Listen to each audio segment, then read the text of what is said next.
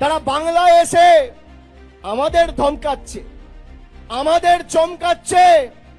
আরে ভুলে গেছো মমতা বন্দ্যোপাধ্যায় রাতারাতি তৈরি হয়নি। ভাবছে একদিকে ইসিকে লাগিয়ে, ইলেকশন কমিশনকে লাগিয়ে মানুষের ভোটাধিকার কেড়ে নেব, আর আরেকদিকে ইডিকে লাগিয়ে বিরোধী দলের কণ্ঠরোধ করব। আরে তুমি ইডি লাগাও, তুমি সিবিআই লাগাও, তুমি কেন্দ্রীয় বাহিনী লাগাও, তুমি মিডিয়া লাগাও, তুমি বিচার ব্যবস্থা লাগাও, তুমি ইনকাম ট্যাক্স লাগাও, তুমি যত অর্থবল তোমার কাছে রয়েছে লাগাও।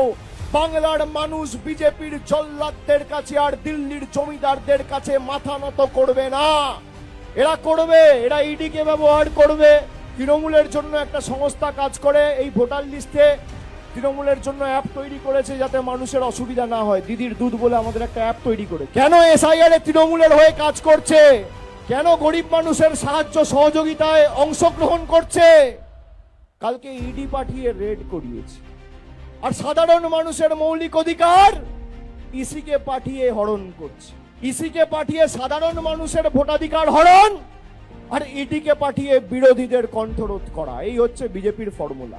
ভাবছে বাংলায় ধমকে চমকে। আমাকে তো দেখেছেন কতবার ইডি সিবিআই ডেকেছে। আমার স্ত্রী, আমার বাচ্চা, আমার ছেলে মেয়ে কাউকে ছাড়েনি, আমার মা বাবা কাউকে ছাড়েনি। আরে গলা কেটে দিলে জয় বাংলা বেরোবে, তৃণমূল কংগ্রেস জিন্দাবাদ বেরোবে। অন্য ধাতুতে তৈরি আমরা।